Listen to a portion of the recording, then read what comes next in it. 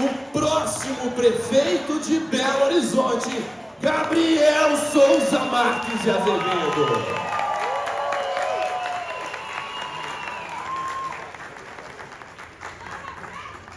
Bom dia! Bom dia! Tem aqui hoje um Belo Horizontino muito animado, com o coração cheio de alegria e de esperança, que quer começar esta fala cumprimentando de um jeito especial dois jovens. Eu estou ao lado da Alice, Belo Horizontina, mulher, e do Bernardo, Belo Horizontino, homem. Quantos anos, Alice? 21 anos. 21 anos. Bernardo, quantos anos? 20 anos. São dois integrantes do movimento democrático brasileiro, como vários que estão aqui.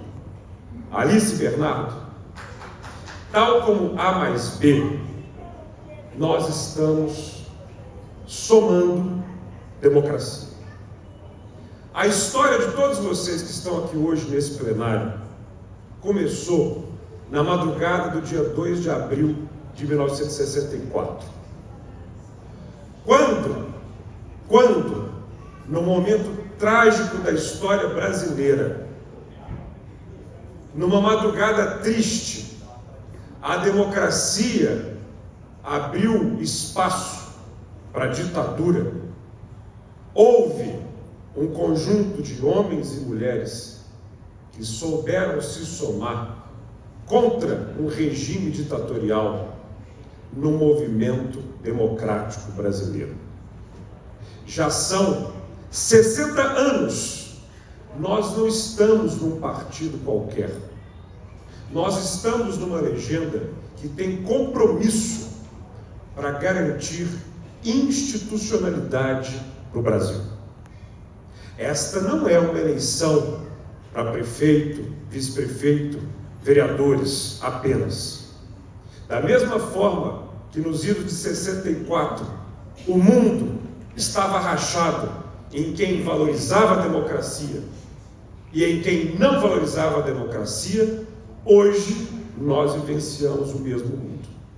Vocês estão vendo esses valorosos profissionais da imprensa aqui?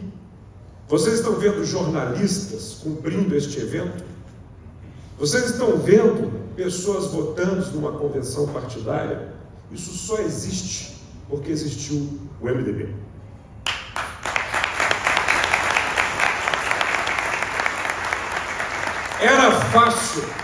Era fácil em 1964 ser amigo do governo e se beneficiar e se lambuzar nas botas dos ditadores. Também era fácil querer se contrapor aos ditadores, se alinhando àqueles outros regimes que também eram ditatoriais, porque há gente que não gosta da democracia na direita e há gente que não gosta da democracia na esquerda. Não se trata de esquerda ou de direita, se trata de ser democrata. E foi a ditadura brasileira, Bernardo, Alice, que prejudicou muito Belo Horizonte. Muito. Porque a partir de 1964, uma cidade que tinha um sistema de bondes elétricos e que progredia com prefeitos e vereadores que eram eleitos, passou a ter prefeitos indicados, prefeitos biônicos, operados por aparelhos, operados por interesses que não eram o da nossa cidade. É por isso, Alice e Bernardo, que a pobreza começou a ampliar, com governos locais que tinham que ser sabujos da ditadura e empurravam as pessoas mais necessitadas para a periferia. Com governos locais que eram sabujos e corruptos e que permitiram que um sistema de mobilidade fosse entregues a interesses que não o do povo. É por isso que essa cidade começou a se deteriorar É por isso que mataram um bairro vivo chamado Lagoinha para construir um complexo de viadutos e de obras que não faziam sentido.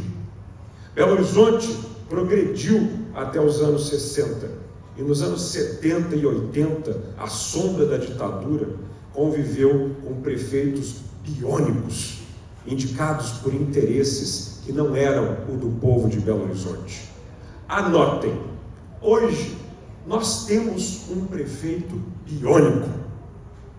Hoje, na prefeitura de Belo Horizonte, está um prefeito biônico, uma criatura cujo criador a abandonou.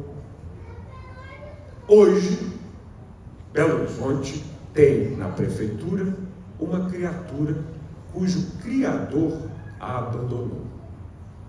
Vocês conseguem compreender a clareza da mensagem do que é o fato do ex-prefeito dessa cidade, eleito e reeleito, já sabendo que deixaria o cargo para tentar ser governador, ter deixado de estorvo, de entulho, para nós, um prefeito biônico que não consegue andar com as próprias pernas e ontem viu ser deixado de lado por aquele que nos delegou? Tal como na ditadura, Alice e Bernardo, hoje nós temos um prefeito que não existe por conta própria.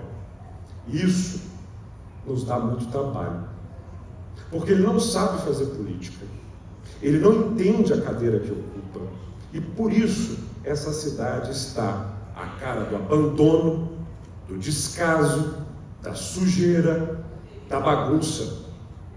Estamos rodando as 9 regionais, percorrendo vários dos 487 bairros. Não há quem aponte novidade, frescor, inovação. A prefeitura faz uma publicidade como se fosse a da campanha dos prefeitos biônicos da ditadura. Obras que se assemelham às soluções do passado e não aquelas que trazem as soluções do futuro. Nestor, você que é testemunha de muitas coisas que nós já vivemos, eu estou feliz por estar no MDB, porque eu não sou um candidato biônico, eu caminho com pernas próprias. Essa é a convenção de Belo Horizontinos para Belo Horizontinos. Não tem aqui pré-candidato a prefeito ou pré-candidato a vice-prefeito olhando para Brasília como quem espera uma mensagem esperançosa de solução. Não tem aqui nenéns querendo ser carregados. Não tem afilhados à espera misericordiosa de um padrinho. Tem um candidato que ama esta cidade, de verdade.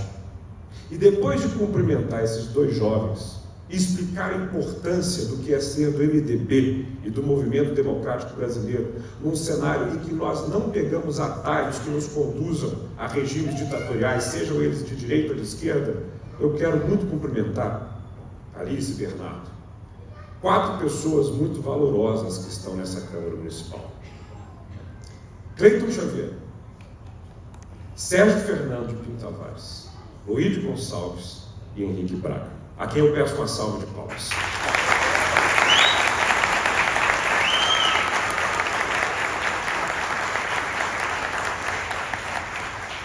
Esses 4 parlamentares são do movimento democrático brasileiro, porque não serviram à prefeitura e não servem à prefeitura, servem ao povo.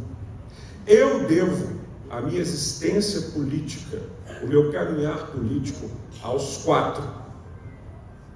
Porque se hoje esse plenário está aqui hoje reunido com delegados do MDB para no voto me escolherem candidato a prefeito, foi aqui também que eu vi a força brutal de um prefeito biônico que tentou me tirar da disputa através de um injusto processo de cassação.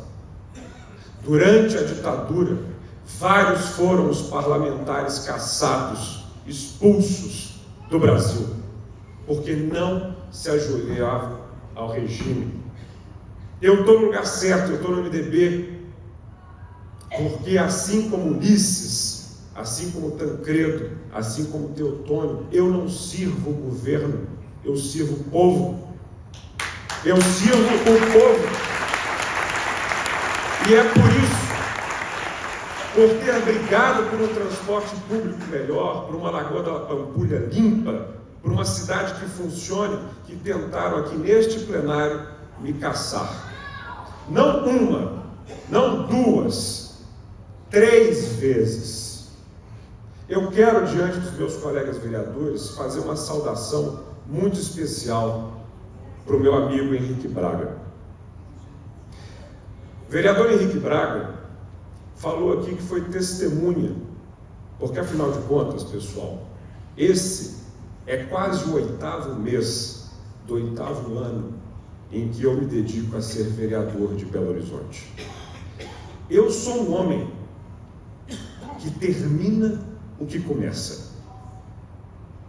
Quando eu fui candidato a vereador em 2016, aqueles que não conhecem ou pretendem difundir informações não verídicas a meu respeito, diziam que eu ia ficar 2 anos para depois ser candidato a outra coisa. A mesma história se repetiu em 2020. Eu vou repetir aqui para vocês. Eu termino o que eu começo. Nessa disputa, eu vejo senador que vai abandonar o mandato. Já abandonou. Eu vejo deputados federais dispostos a abandonar o mandato. Eu vejo deputados estaduais dispostos a abandonar o mandato.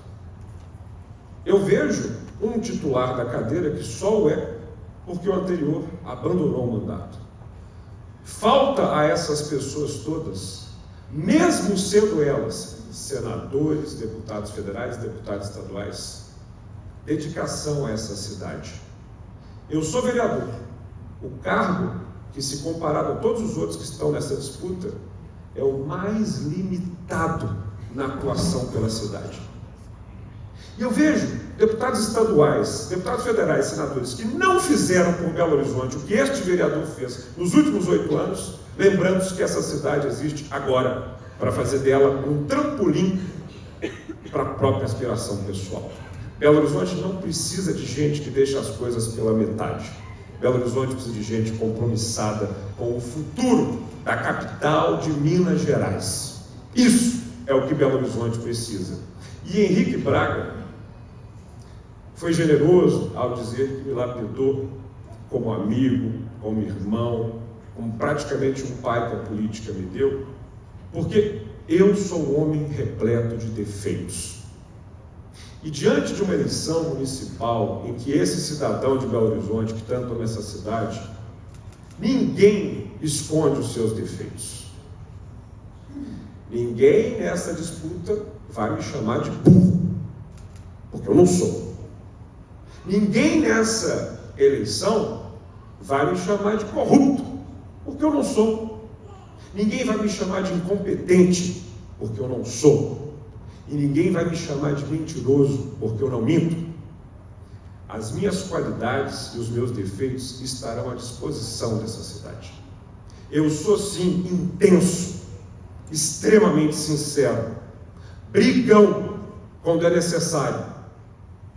E é por isso que tentaram me tirar da disputa. Porque eu vejo outros candidatos com uma vida política muito tranquila. É claro, nunca incomodaram. Nunca incomodaram um sistema falido de mobilidade. Nunca quiseram resolver os problemas de uma Lagoa da Pampulha suja.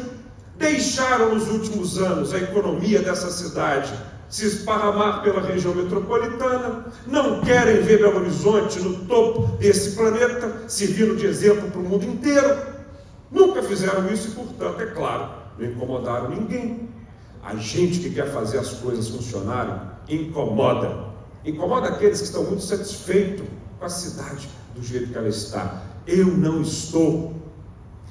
E esse plenário, onde eu me sinto em casa, onde eu falo encarando vocês nos olhos, com a alegria de quem sempre encarou todo mundo nos olhos aqui, está um vereador que entende a história dessa cidade, que sabe olhar para essas imagens que nos rodeiam e entender que no início da história de Minas Gerais, João Leite da Silva Ortiz escolheu esse espaço para fornecer para os mineiros os insumos que transformaram Minas Gerais num lugar grandioso. Que logo em seguida, aqui nas proximidades de Sabará, um arraial que servia de curral para o Del Rey, se estabeleceu, mas que com o fim do Império foi ao governador para tentar mudar a cidade de nome. Duas eram as opções, Novo Horizonte ou Belo Horizonte, e ganhou, é claro, o Arraial do Belo Horizonte, que 2 anos depois serviu de espaço para que em 4 anos um conjunto de arquitetos e engenheiros, baseado no que havia de mais moderno no mundo, Paris, Barcelona, Nova York, estabelecessem de 17 de dezembro de 1893 a 12 de dezembro de 1897 a nova capital de todos os mineiros. A cidade de Minas foi erguida em 4 anos. Se a nossa cidade foi construída em 4 anos, nos próximos 4 ela será reconstruída, erguida desse marasmo, dessa paradeira, desse descaso e dessa molenguice que não vai nos levar a lugar nenhum. Eu sigo para o outro lado, mostrando para vocês que Aratupinambá não pintou só o passado, mas pintou também o nosso presente e o nosso futuro, com gente que trabalha, com gente que ergue teto, com gente que não quer ficar preso no trânsito e quer ter, portanto, transporte. Cumprimentando os meus 4 colegas vereadores, eu gostaria muito de pedir que todos os pré-candidatos, antes, com especial atenção, eu quero que as pré-candidatas a vereadora do MDB, fiquem de pé. Por gentileza, todas as pré-candidatas mulheres, muitas delas falaram aqui. Palmas para elas. Sabe o que vocês não estão vendo diante de vocês? Vocês não estão vendo um partido que trata as mulheres como laranjas. Eu cansei de ver gente sem vergonha nesse plenário abrir a boca depois de ter sido eleito usando as mulheres. Usando mulheres como laranjas. No MDB das mulheres, nós temos pré-candidatas a vereadora de verdade e de verdades. Vocês, pré-candidatas a vereadoras mulheres, nos orgulham. São as mulheres pintadas por Aratupinambá que antecedem vocês, carregando mensagens de paz, de igualdade e de democracia.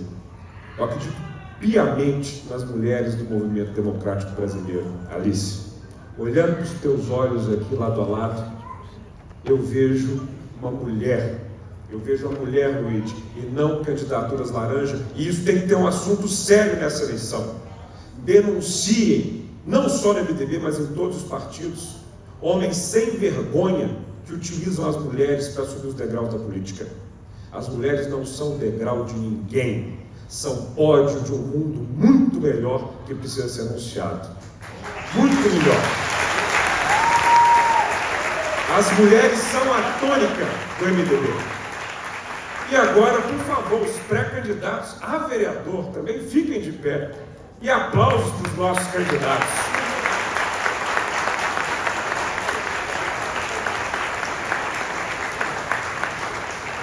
No MDB ninguém faz nada sozinho, Bernardo, Sérgio, Cleito, Henrique. No MDB a política é coletiva. Há 8 anos, quando eu cheguei aqui, eu passei muita raiva. Raiva, Bernardo, porque dos 505 projetos que eu votei nesse plenário, mais de 80% era inconstitucional.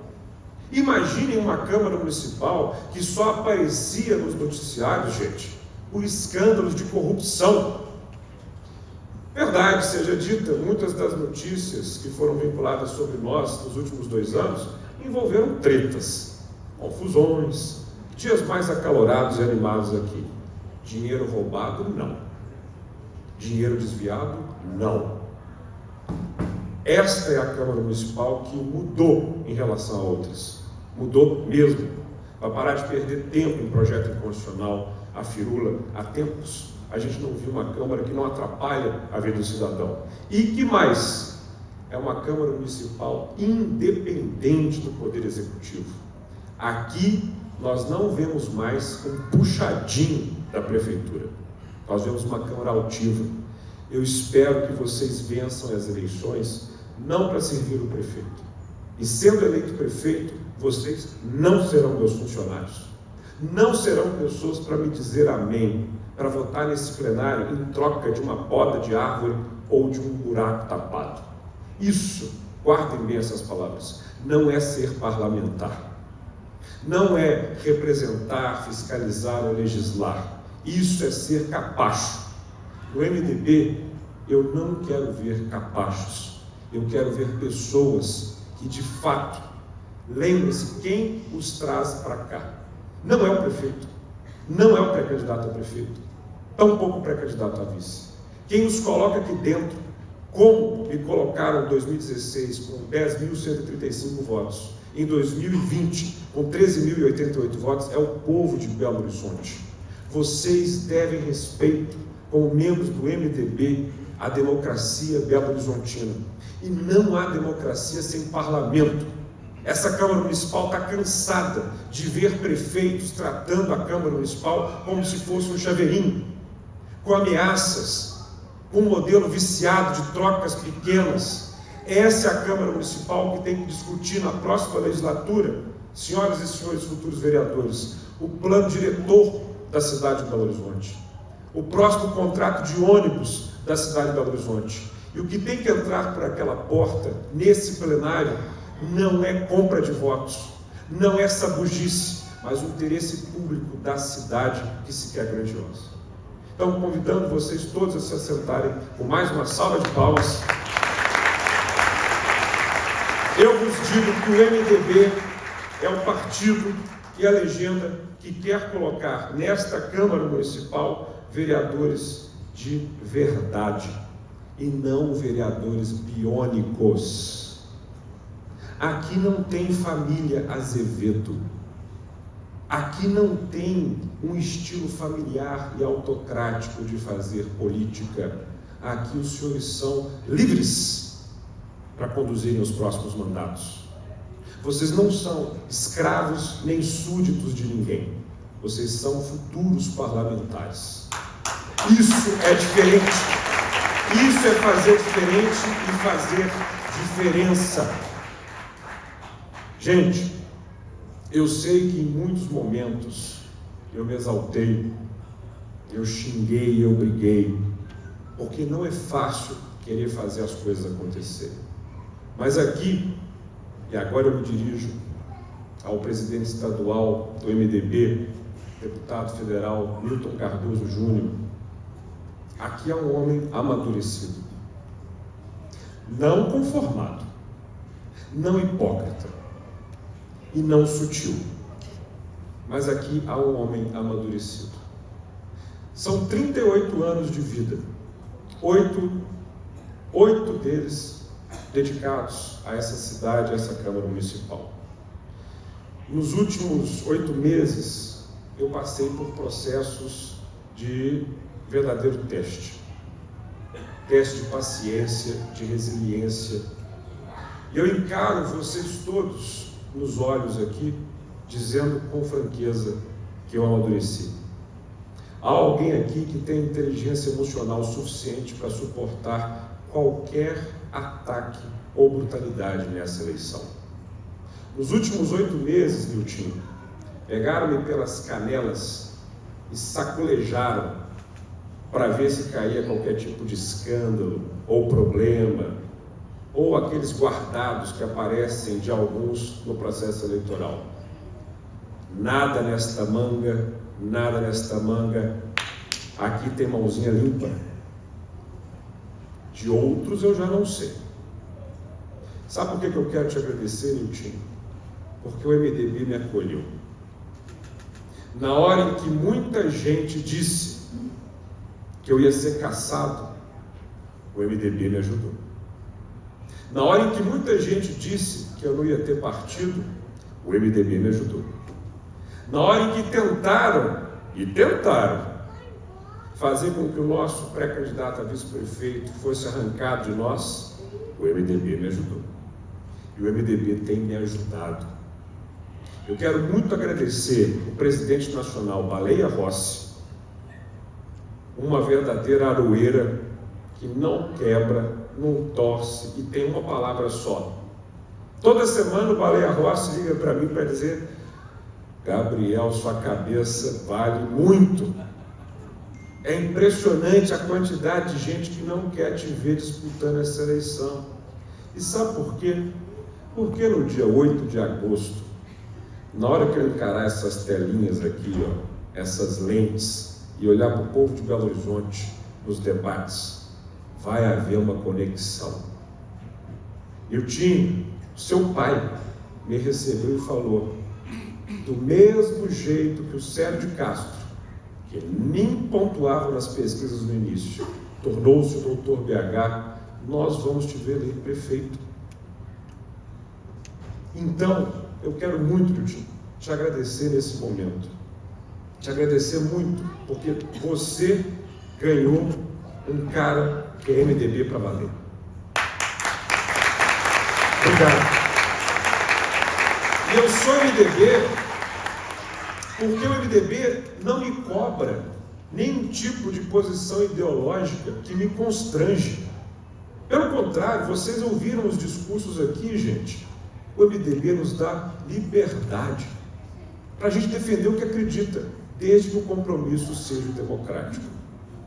E agora, cumprimentando este homem cuja vida deu-me o privilégio de caminhar junto, Paulo Brant, a quem eu peço uma salva de palmas.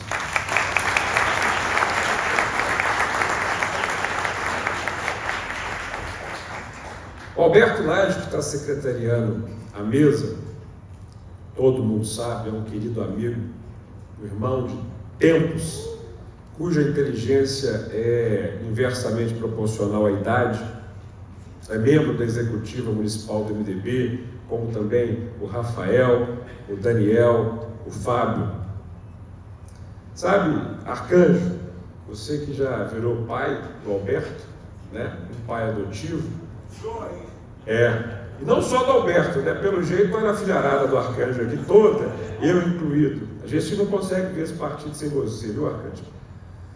Essa executiva municipal do MDB, um dia acordou com o Gabriel animadíssimo, falando assim: hoje eu vou fechar com o meu vice. Liguei para o Paulo Brant, fomos tomar um café. Falei: Paulo, eu vou começar dizendo o seguinte: você tem os talentos que eu não tenho. Eu sei que é um exercício enorme para nós dois, sobretudo para mim, fazer um convite para alguém que foi vice-governador de Minas Gerais, para alguém que tem o seu quilate, para alguém que tem todas as suas qualidades, topar abrir mão de uma candidatura a prefeito para se somar a mim. Esse ato de grandeza do Paulo Brant mostra o tamanho desse cara.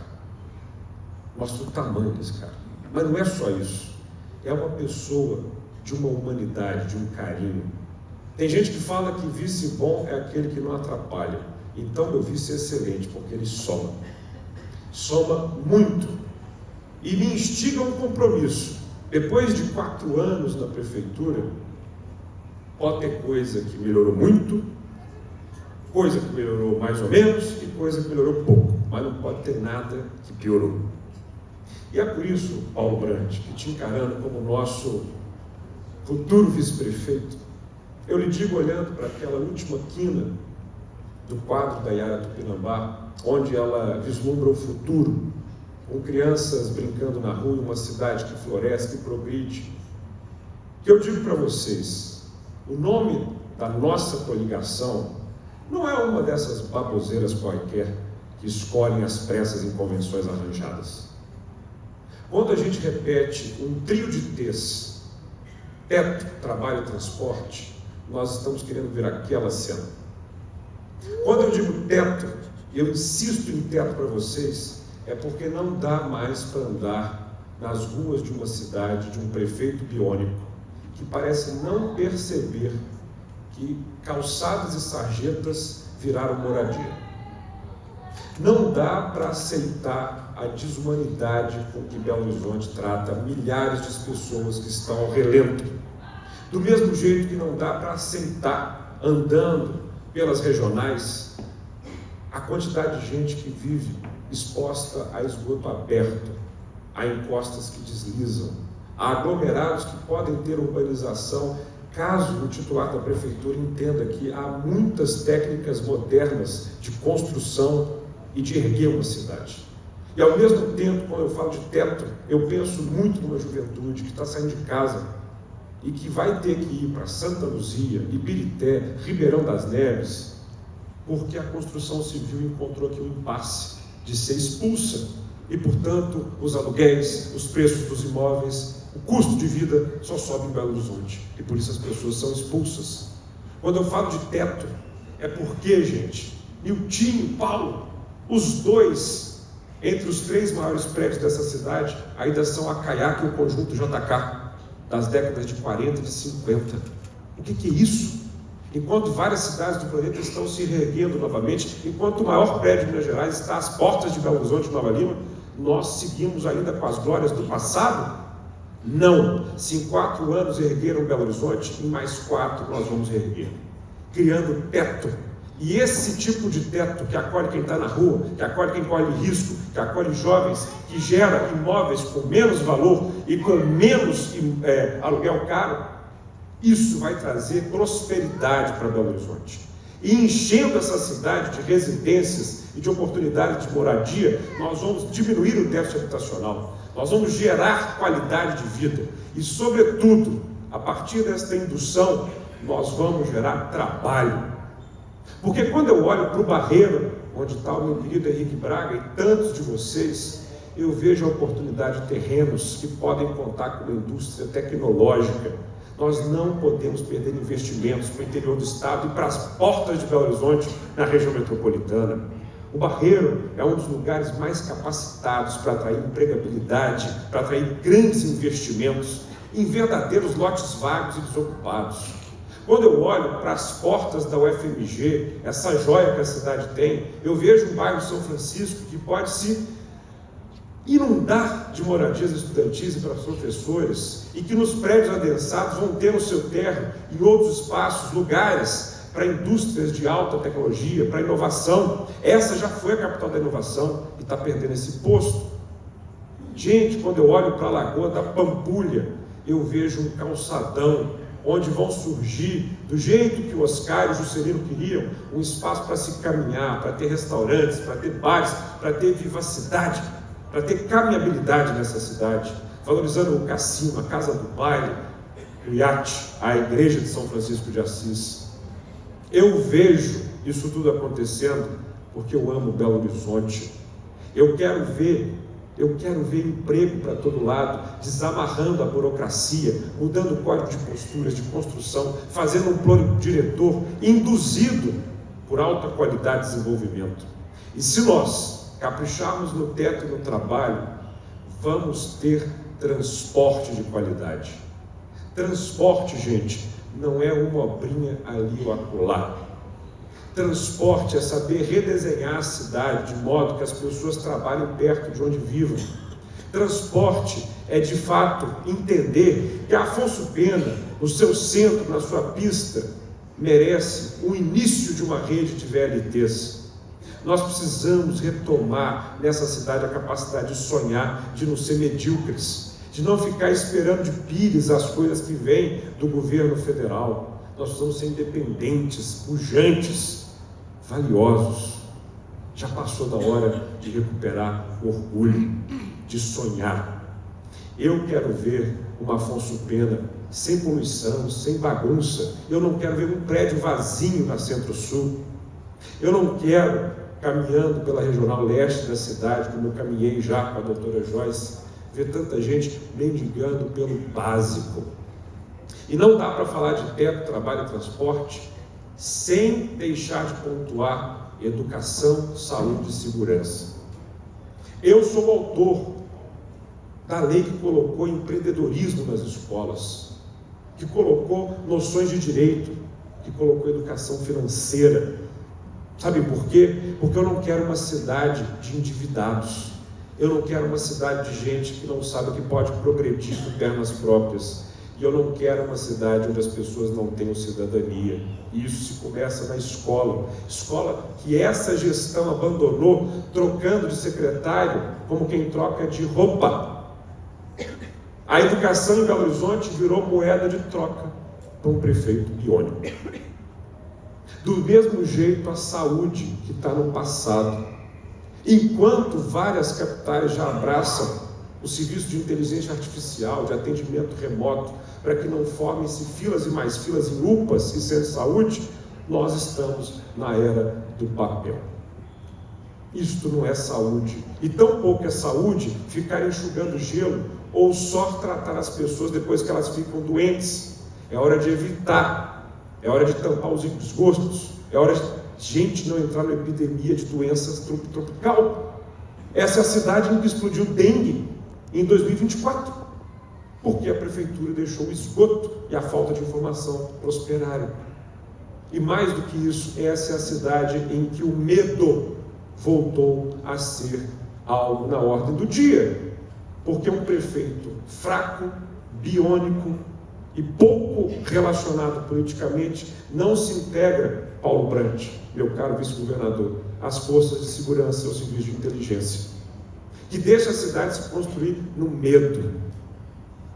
Aqui não tem um candidato biônico, aqui não tem um afilhadinho que precisa de padrinho, aqui tem um Belo Horizontino apaixonado, que olha para a nossa cidade e vê oportunidades, que mira esse Belo Horizonte e sabe o que é paixão, que abre a janela do apartamento todos os dias e enxerga uma Praça 7, uma Caiaca, uma Igreja São José, um Parque Municipal, uma Serra do Curral, que vai ser conosco um parque metropolitano preservado, integrando a região de Sabará e de Nova Lima. Aqui há um Belo Horizontino que não só sonha, que quer fazer, mas que sabe como fazer. E aqui está um Belo Horizontino que não está sozinho, que tem mãe, que tem tia, que tem irmã, cercado de mulheres que me amam, um cara que valoriza a família, que tem fé e que acorda com os sinos todos os dias, sabendo que quando a gente vai dormir, o amanhã pode ser melhor. O amanhã de Belo Horizonte vai ser muito melhor. Vai ser muito melhor porque nós vamos caminhar juntos. Quero ver vocês eleitos e animados. E eu quero ver em todos vocês uma gente que manda brasa. Manda brasa, Belo Horizonte, manda brasa, MDB, manda brasa, porque essa eleição é para valer e o que nos aguarda é a vitória. Vamos em frente, muito obrigado.